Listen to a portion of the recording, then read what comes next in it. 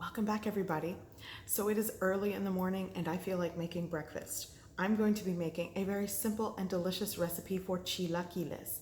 It's going to be delicious and the house is going to smell wonderful for those who are just waking up. Here's how I do it. Okay, first what I'm going to do is work on my salsa. I'm making a red salsa today. You could also do chilaquiles with green salsa.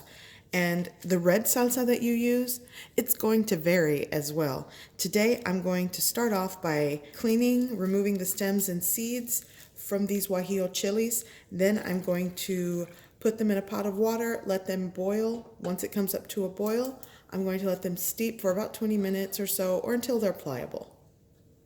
Okay, so while my guajillo chilies are steeping in boiling hot water, I want them to do that for a little while to become pliable. I want to discuss variations of a red salsa. I do mine 1,000,001 ways. You know why? Because sometimes I don't have all the same ingredients. So what I'm doing today, I'm going to use guajillo chilies. I'm going to use 1 Roma tomato. I literally have 1 Roma tomato that was sort of going bad a little bit, so I'm going to use that in the salsa. I'm also going to use onion and some garlic. Now for the spice heat element in this salsa, I am going to use 1 chipotle pepper in adobo sauce. You don't have to do that. If you have a fresh jalapeño, if you have a serrano pepper, or if you have some chile árbol, you can soak the chile árbol in with the guajillo chilies.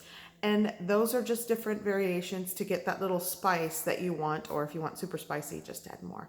But anyways, today I'm just going to use what I have on hand, as I always do, and that's going to basically be my red salsa. So once they're done soaking and steeping, I'll show you how I put that together.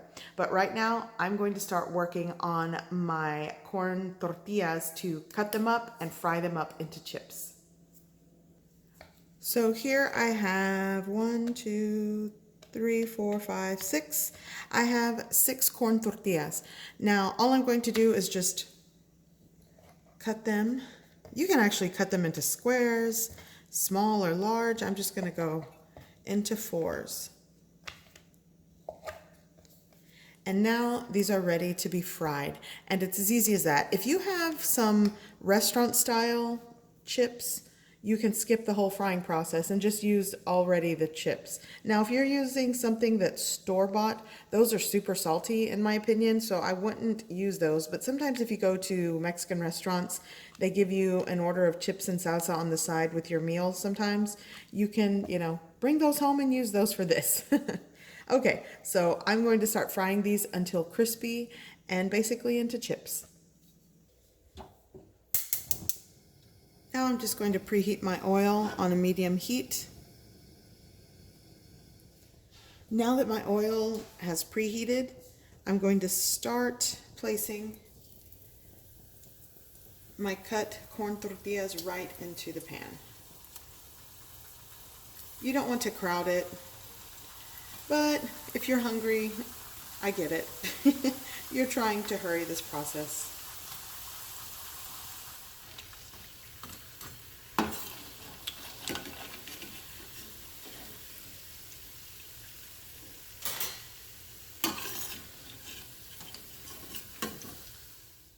Okay, so now I have my golden brown chips. As you can tell, some of them sort of got away from me, but it's all good. They are crunchy, and that's what you're after.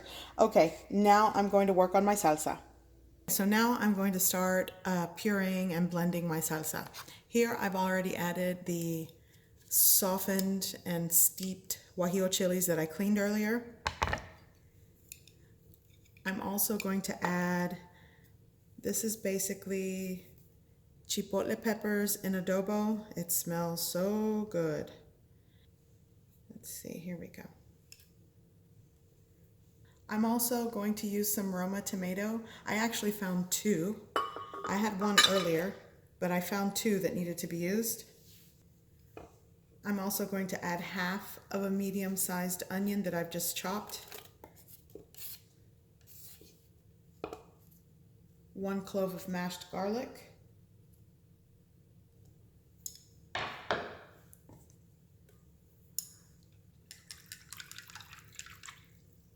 And I'm also going to add half a cup of chicken broth. Basically, I got 1 cup of hot water and added 1 teaspoon of Knorr chicken bouillon base powder. You can use your store-bought chicken broth or homemade chicken broth of your choice. Okay, now I'm going to blend this.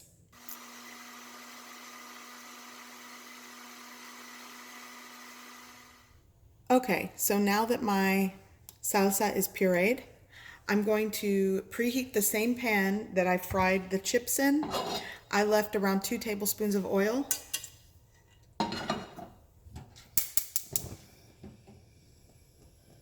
I'm going to preheat this for around 30 seconds.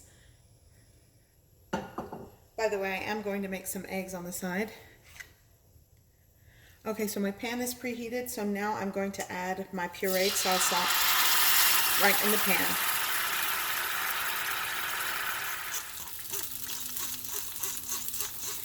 You could also make your chilaquiles with green salsa. And you know what, guys? If you want to make this and you just don't have fresh ingredients to make your own salsa, store-bought works. I do that all the time. It's just as good. And it's a lot more convenient, but sometimes from scratch homemade does taste better. Now I'm just going to let my salsa cook for about 5 minutes. Just let it simmer and cook, because I do want the fresh tomato and onion and garlic to cook and really permeate through the salsa. And you could also taste it for salt. If you find that it needs more salt or seasoning, you can add it at this point. While my sauce is almost done, it's still simmering, I'm going to make 2 eggs. And that's optional, because chilaquiles, you don't have to have eggs with it, but it is breakfast, so we do want some eggs. So this is still simmering. Now I'm going to add my chips.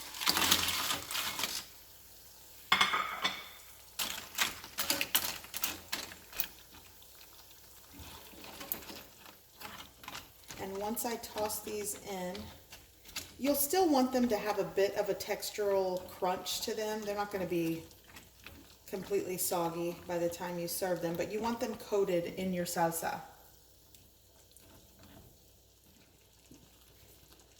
Now I'm going to add some cheese.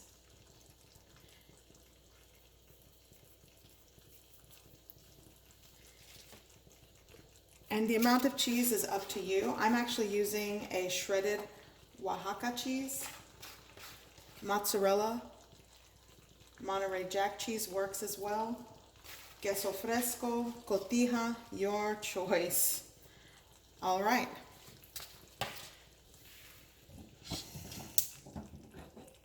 And these are chilaquiles. They are super delicious. I'm going to serve this up on a plate and show you what it looks like. And here is my plate of chilaquiles with eggs. The eggs are definitely optional. There are days where I just eat a nice plate of chilaquiles, and it's such a satisfying breakfast. Chilaquiles. Oh, these are going to be so good. I already know it. Let's get a good bite.